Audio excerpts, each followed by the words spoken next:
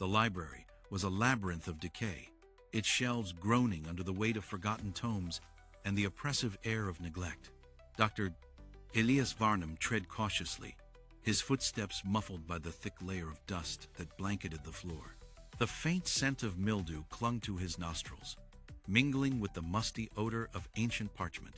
He had ventured far beneath the town, drawn by rumors of an archive untouched by time. His lantern cast flickering shadows on the walls, giving life to grotesque shapes that seemed to writhe in silent mockery. In one corner of the vast chamber, a solitary manuscript lay half-buried beneath a pile of crumbling books. Its cover, bound in black leather, bore intricate symbols etched into its surface, their meaning obscured yet tantalizingly familiar. Varnam's heart quickened as he approached, his fingers trembling as they brushed against the smooth texture of the tome. It exuded an aura of malevolence, as though aware of his presence and disapproving of his intrusion. Yet he could not resist. The allure of forbidden knowledge was too great. He carried the manuscript back to his quarters, cradling it like a precious relic.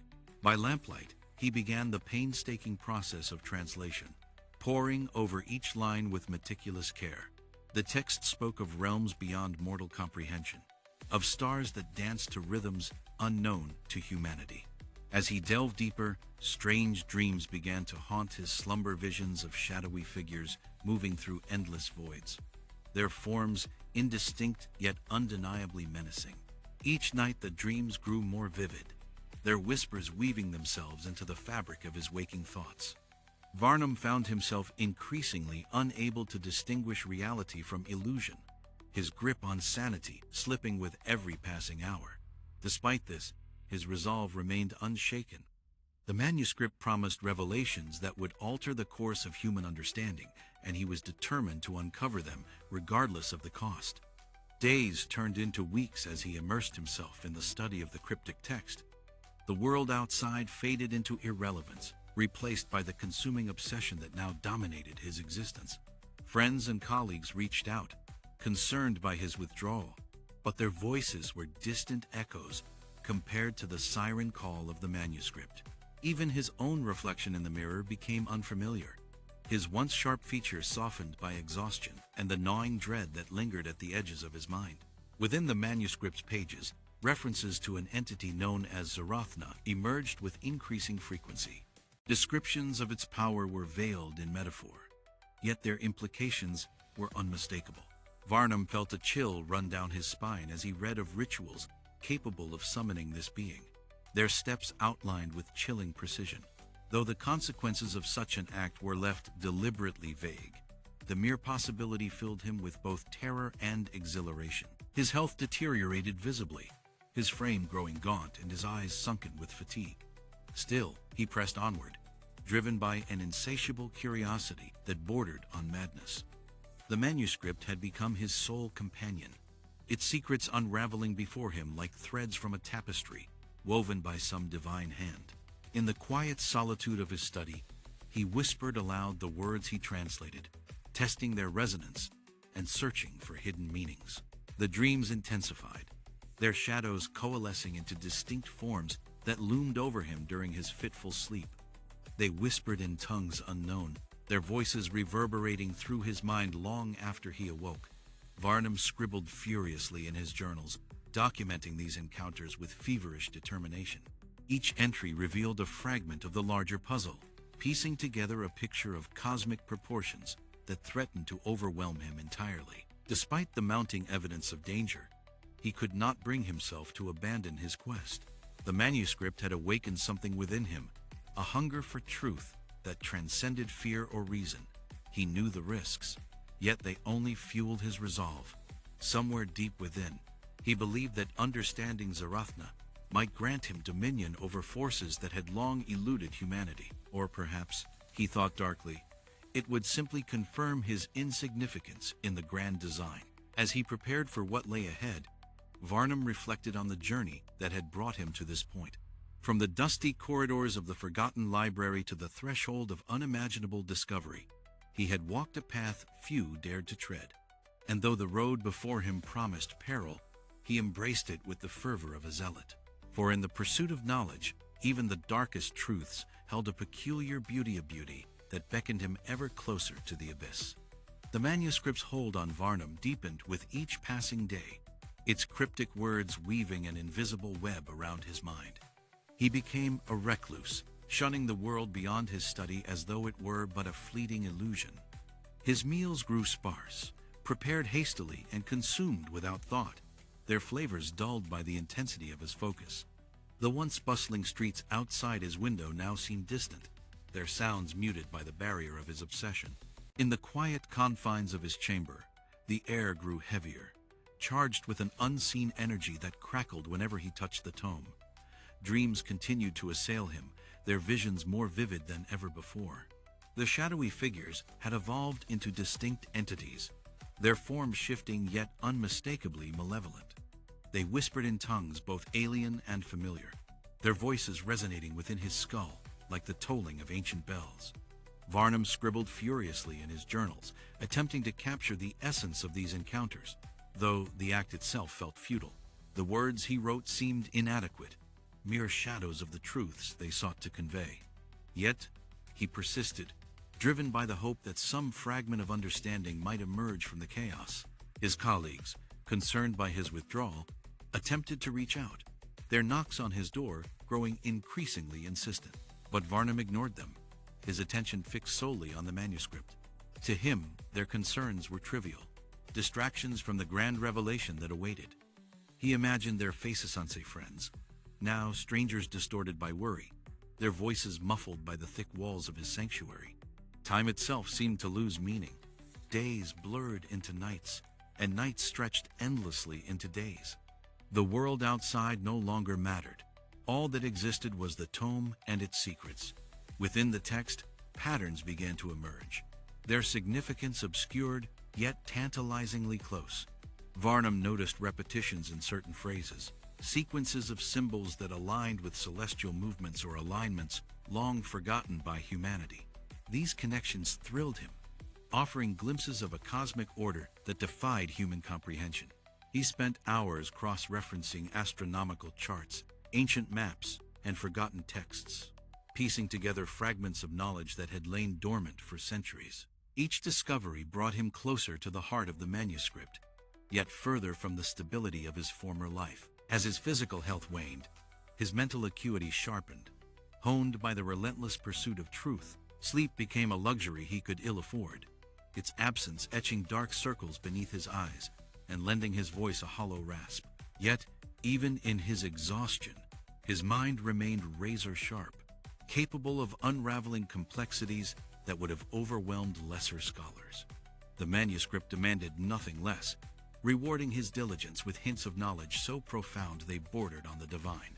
The dreams intensified, their whispers now accompanied by sensation-sissy tendrils brushing against his skin, the taste of ash on his tongue, the weight of an unseen presence pressing down upon him. Varnam welcomed these experiences, interpreting them as signs of progress rather than warnings of danger.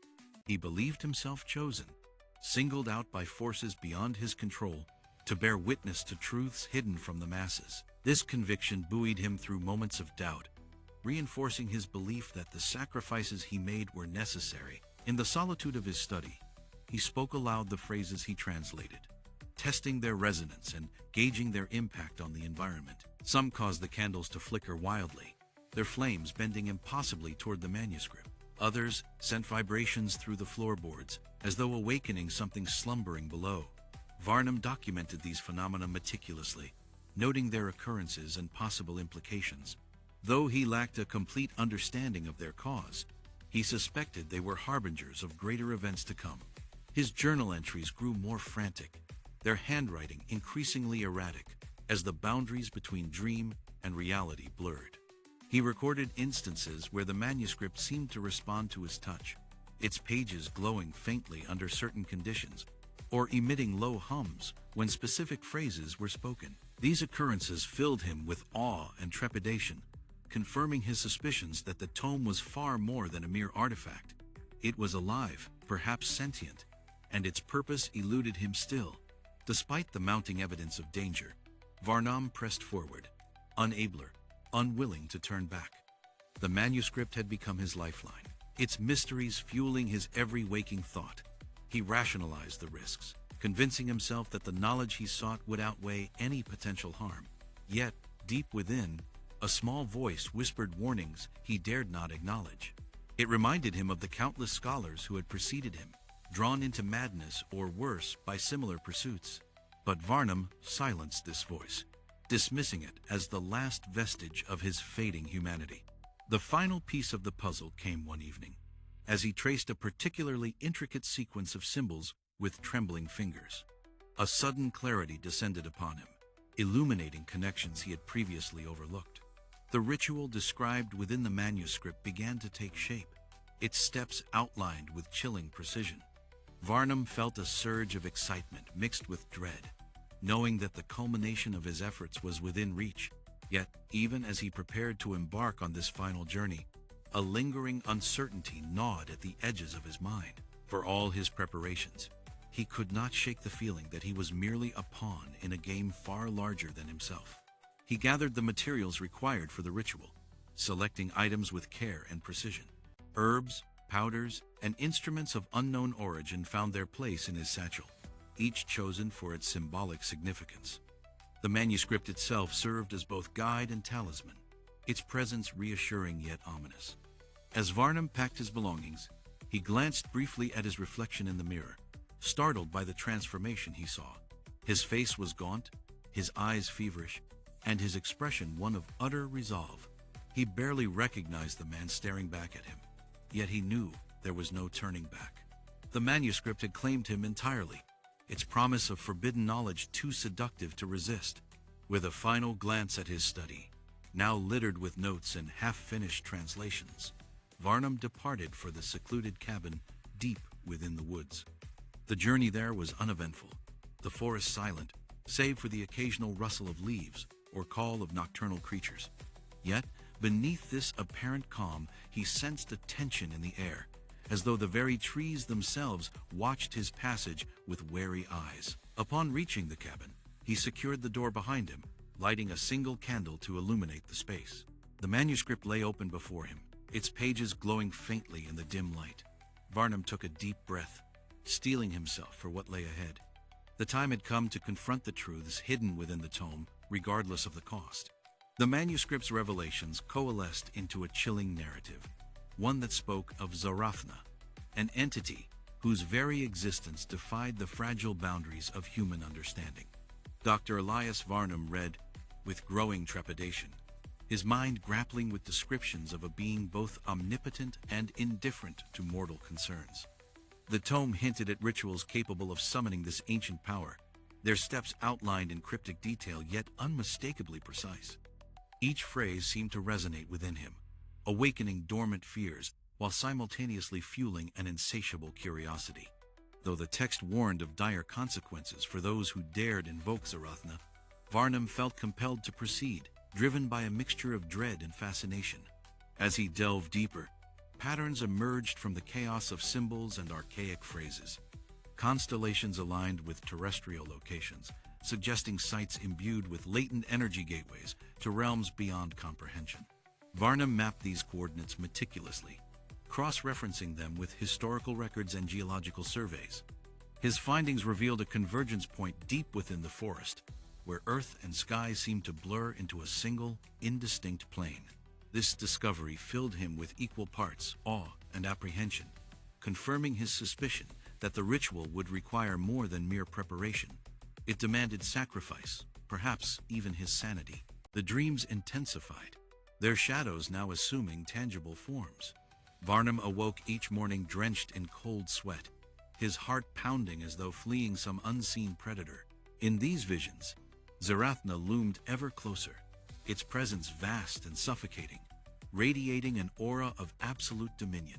The entity's form remained indistinct, a writhing mass of shifting appendages and glowing eyes that defied description. Its whispers echoed through his mind, promising knowledge beyond measure but exacting a price too terrible to contemplate. Yet, despite the terror they inspired, these dreams provided glimpses of the ritual's true nature, revealing nuances unrecorded in the manuscript. Varnam's journal entries grew increasingly frantic, their handwriting erratic as he struggled to capture the essence of his experiences. He documented the changes occurring within himself, noting how his perception of reality had begun to fragment. Colors appeared more vibrant, sounds sharper, yet everything seemed tinged with an unnatural hue, as though viewed through a lens of madness. Time itself warped around him, minutes stretching into hours or collapsing into fleeting instants. These distortions troubled him deeply, yet they also reinforced his belief that the ritual held the key to transcending such limitations. In quieter moments, Varnam reflected on the implications of his actions. To summon Zarathna was to invite calamity, not merely for himself but for all humanity. Yet he could not bring himself to abandon the pursuit. The manuscript had awakened something primal within him, a hunger for truth that overshadowed fear or reason. He imagined the possibilities: mastery over forces long thought mythical, insight into the universe's hidden workings, perhaps even immortality. Such prospects rendered caution irrelevant, their allure too potent to resist. To prepare fully, Varnam sought additional texts referenced in the manuscript, scouring libraries and private collections for works long considered lost. Among these, he discovered fragments of the Panacodic manuscripts and excerpts from the Vermis Mysterious, each contributing pieces to the larger puzzle. These sources corroborated the original text's claims while expanding upon its scope, painting a picture of cosmic horror so vast it threatened to overwhelm his fragile grasp on reality. Still, he pressed forward, piecing together the ritual's components with painstaking precision. The cabin became a shrine to his obsession, its walls adorned with diagrams and maps tracing the alignments necessary for success.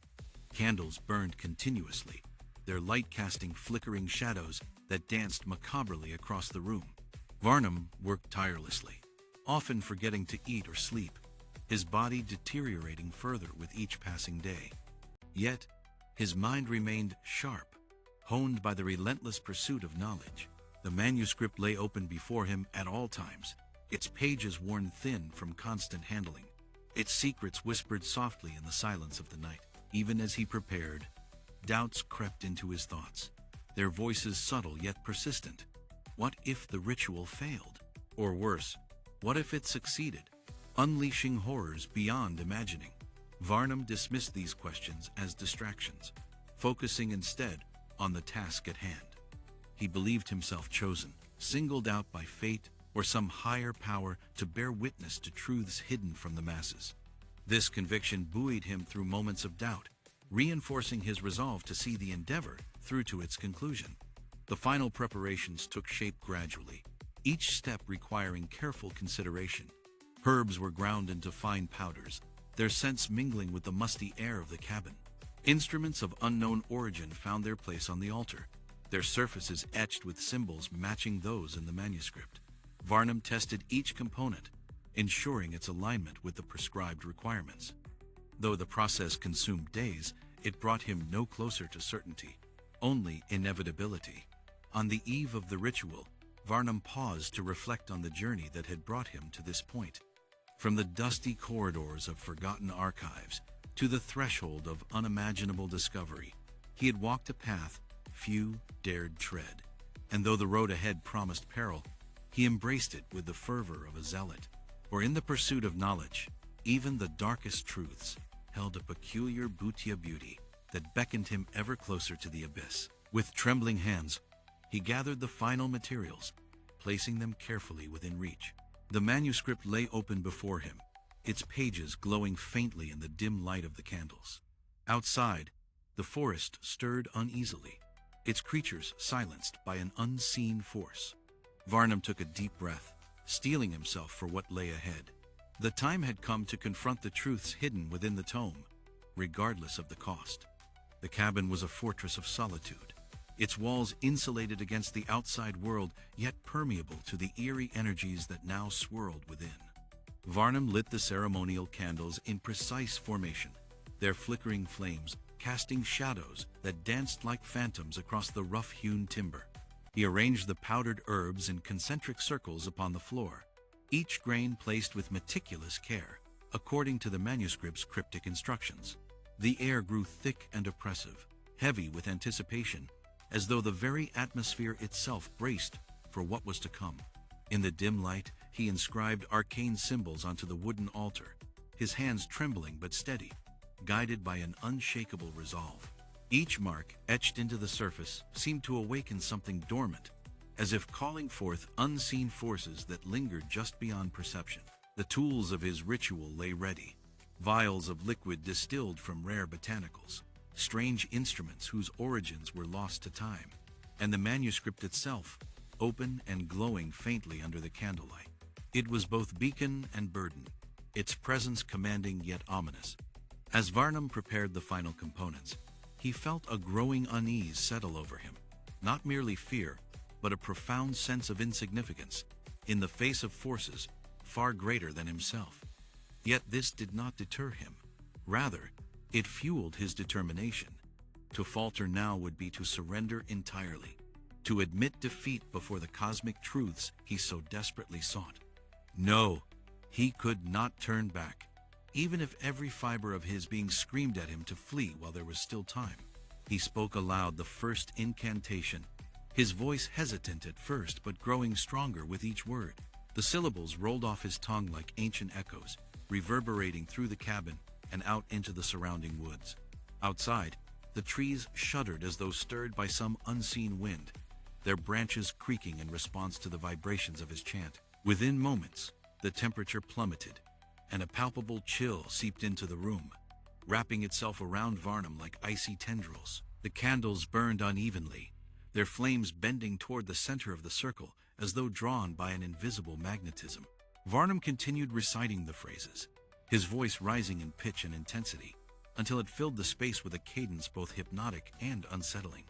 The powders on the floor began to glow faintly, emitting a soft luminescence that pulsed in rhythm with his words. Shadows lengthened unnaturally, stretching and twisting into forms that defied logic, their outlines shifting like living entities. A low hum resonated through the cabin, emanating from no discernible source, yet vibrating through every object and surface. Varnam paused briefly, glancing around the room with wide eyes. Something had changed, subtle yet undeniable.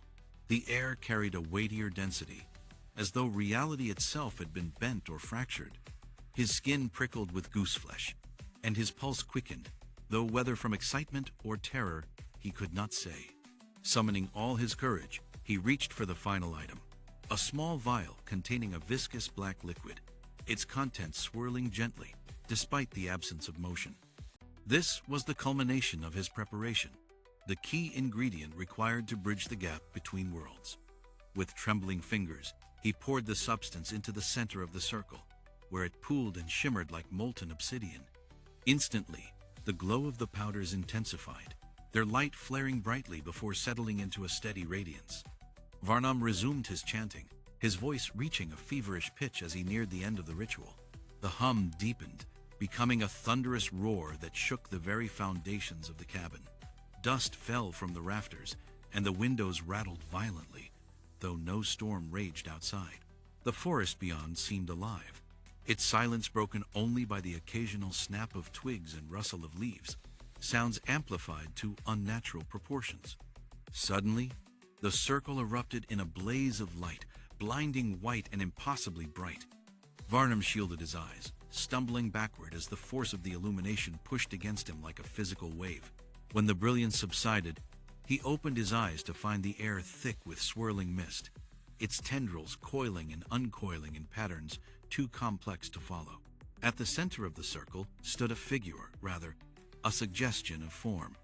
Its outline wavered and shifted, composed of countless writhing appendages and glowing orbs that might have been eyes. Zarathna had arrived. The entity that materialized before Varnam defied all attempts at description, its form a grotesque amalgamation of shifting limbs and luminous orbs.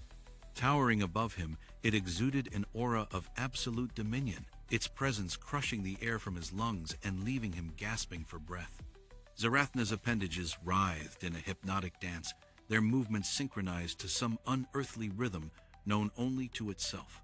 The glowing eyes dozens, Perhaps hundreds, seemed to pierce through his very soul, exposing every hidden fear and secret desire. Varnam stumbled backward, his mind reeling as he tried to process the monstrosity before him. Yet, even in his terror, a strange fascination took hold. He found himself unable to look away, drawn inexorably to the creature's alien majesty. Each movement of its form sent ripples through the air, distorting reality around it, like heat waves rising from sun-baked earth. The whispers that had haunted his dreams now became audible, resonating within his skull with a clarity that left no room for doubt. They spoke of cosmic truths, of worlds beyond human comprehension, and of the insignificance of mortal endeavors in the grand tapestry of existence. Varnam felt his knees buckle under the weight of these revelations, yet he remained transfixed, incapable of tearing his gaze from the entity.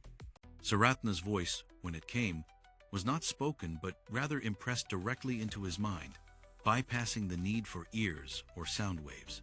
It was a cacophony of tones and frequencies, each layer building upon the last until it formed a single, overwhelming message. "You have summoned me," it intoned, its words heavy with ancient power. "Know this, I am neither friend nor foe, merely a force beyond your comprehension." The statement carried an undeniable truth, one that Varnam accepted despite the dread it inspired. As the entity continued its monologue, the cabin seemed to shrink around them, its walls bowing inward, as though pressed by an unseen hand. Varnam noticed the candles flickering wildly, their flames bending toward Zarathna, as though drawn by magnetic attraction. The powders on the floor glowed brighter still, their light pulsing in time with the entity's movements. Outside, the forest erupted into chaos, trees uprooting themselves and scattering debris across the landscape. Yet none of this registered fully. His entire being was focused on the being before him. "You seek knowledge," Zarathna continued, its tone indifferent yet commanding. "But knowledge comes at a price, one you may not be prepared to pay." The words hung in the air, laden with implication. Varnam opened his mouth to respond, but no sound emerged. His throat was dry, his tongue leaden, and his thoughts scattered like leaves in a gale. Still, he managed to nod, his head bobbing weakly in acknowledgement. The entity regarded him for a moment, its myriad eyes seeming to weigh his worth against some immeasurable scale. With a gesture that might have been a nod or a wave of its appendages, Zarathna unleashed a torrent of information into Varnam's mind. Concepts and images flooded his consciousness, overwhelming his senses and threatening to unravel his sanity. He saw stars burning out their lives in distant galaxies, planets consumed by titanic storms, and civilizations rising and falling like tides. Among these visions were glimpses of entities far older and more powerful than Zarathna, beings whose names could not be uttered without invoking destruction on a cosmic scale. Varnam clutched his head, his fingers digging into his scalp as he struggled to contain the flood of knowledge. Despite the torment, there was also beauty, a terrible, awe-inspiring beauty that made the hairs on his arms stand on end.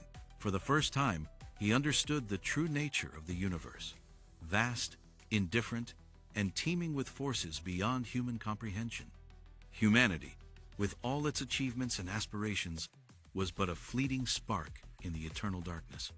This realization filled him with both despair and wonder, emotions so contradictory they threatened to tear him apart. The vision ended as abruptly as it began, leaving Varnam collapsed on the floor, panting and shaking. Zarathna loomed over him, its form now dimmed but no less imposing. "You have seen enough," it declared, its voice softer yet no less authoritative. "More would destroy what remains of your fragile mind." Varnam nodded again, though whether out of agreement or sheer exhaustion, he could not say. The entity studied him for a moment longer, then began to recede, its form dissolving into motes of light that floated upward and vanished into the rafters. As Zarathna disappeared, the cabin returned to normal, as close to normal as it could be after such an encounter. The candles burned steadily once more, their flames upright and calm. The powders on the floor faded to dull gray, their glow extinguished. Outside, the forest fell silent, its creatures retreating to their hiding places as though ashamed of their earlier disturbance. Varnam sat where he had fallen, his body trembling and his mind adrift in the aftermath of the experience. He reached for the manuscript, his fingers brushing its cover with reverence. The tome lay open, its pages blank save for a single phrase scrawled in his own handwriting. "We are but dust in the wind of eternity." The words echoed in his mind, reinforcing the truth he had glimpsed during the ritual. Though shaken to his core, Varnam felt a peculiar sense of peace, as though he had finally come to understand his place in the grand design. The world outside mattered little now. All that existed was the knowledge he had gained and the entity that had bestowed it. Hours passed, or perhaps minutes. Time had lost all meaning. Eventually, Varnam rose to his feet, his legs unsteady but resolute. He gathered the remnants of the ritual, placing them carefully back into his satchel. The manuscript went last, its weight comforting against his chest. As he stepped outside, the forest greeted him with an unnatural stillness, its silence broken only by the faint rustling of leaves. Somewhere deep within the woods, he thought he heard a whisper, not the cruel, mocking voices of his dreams, but something softer, almost gentle. It called to him, urging him onward, promising further revelations if he dared to seek them. Varnam hesitated for only a moment before setting off into the unknown, his path illuminated by the pale light of dawn breaking over the horizon. Behind him, the cabin stood silent, its windows dark and its door ajar. Inside, scattered notes bore testament to the events of the night, their ink smudged and their edges curling with age. Among them was the manuscript, now missing, taken by forces beyond human understanding. And somewhere, deep within the forest, Zarathna lingered, waiting patiently for the next curious soul braver foolish enough to awaken it once more. Days stretched into an uneasy calm, the forest regaining its semblance of normalcy, as though nothing extraordinary had transpired. Yet subtle signs betrayed the recent upheaval. Trees stood askew where they had been uprooted, and faint traces of Zarathna's influence lingered in the air, a palpable tension that silenced even the most intrepid wildlife. Local authorities eventually discovered Varnam's cabin, their arrival heralded by the crunch of boots on gravel and the cautious swing of flashlights cutting through the gloom. Inside, they found remnants of his work scattered across the floor, notes scrawled in frenzied handwriting, diagrams etched hastily onto scraps of paper, and the unmistakable residue of ritualistic preparation. Among these artifacts, one phrase stood out, repeated with obsessive frequency: "We are but dust in the wind of eternity." The words were written in varying states of coherence, some nearly illegible beneath layers of frantic crossouts and corrections. Investigators pieced together what little they could from the chaos, their efforts yielding more questions than answers. Who was this reclusive scholar? What drove him to such extremes? And where had he gone after summoning or perhaps awakening the entity described in his writings? The manuscript itself was nowhere to be found, presumed destroyed or spirited away by forces beyond comprehension. Its absence left a void at the heart of the investigation, a missing piece whose significance only deepened the mystery. Speculation ran rampant among those privy to the details, ranging from mundane explanations of madness and delusion to whispers of supernatural intervention. Some dismissed the entire affair as the ravings of an overworked academic, while others clung to the possibility that something truly otherworldly had occurred within those walls. Meanwhile, faint whispers continued to emanate from the forest, audible only to those who ventured too close to the site of the ritual. These murmurs carried no discernible meaning, yet their presence was undeniable, a constant reminder that Zarathna's influence had not dissipated entirely. Locals avoided the area, their superstitions reinforced by tales of strange lights seen flickering between the trees and unexplained noises echoing through the night. Even seasoned hunters steered clear, claiming an unnatural chill settled over the woods whenever they approached. Dr. 100. Elias Varnam's fate remained unknown, his disappearance sparking debates about the nature of human curiosity and its potential consequences. Had he succumbed to madness, fleeing into the wilderness to escape the horrors he had unleashed? Or had he transcended his mortal form, ascending to realms inaccessible to ordinary perception? Neither scenario seemed entirely plausible, yet both held a kernel of truth. His final journal entries hinted at revelations so profound they bordered on the divine, suggesting that his journey had led him far beyond the confines of conventional understanding. In the weeks following the incident, fragments of Varnam's research began to surface, pieced together by scholars intrigued by the case.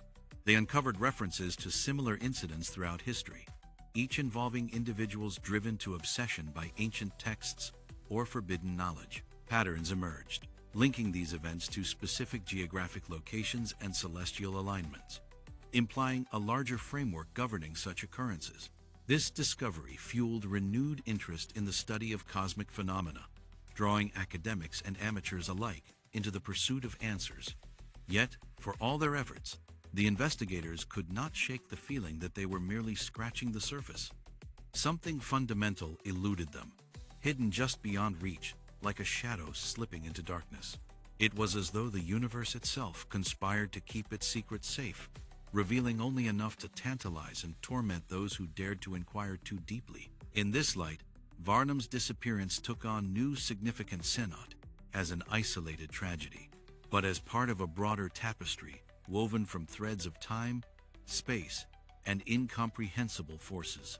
As months passed, the memory of the event faded from public consciousness, relegated to obscure journals and whispered conversations among enthusiasts of the arcane. But in the depths of the forest, the whispers persisted, growing louder with each passing season. Trees bent unnaturally toward the site of the ritual, their branches twisting into shapes that mimicked the symbols inscribed in Varnam's notes. Animals avoided the area altogether, their instincts warning of danger invisible to human senses. And at the heart of it all, a faint hum resonated through the earth, a vibration so subtle it might have been imagined, except by those who felt its pull deep within their bones. Somewhere out there, Dr.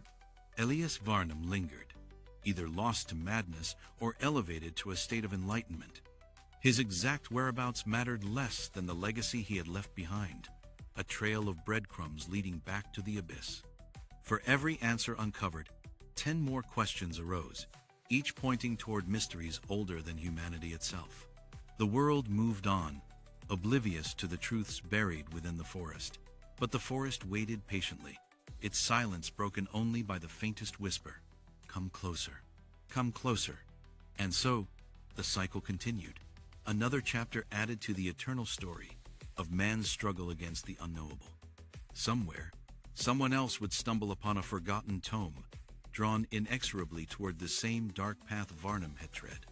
The manuscript might be gone, but its spirit lived on, waiting for the next seeker brave or foolish enough to awaken it once more. Until then, the forest kept its secrets, its shadows deepening with each passing day.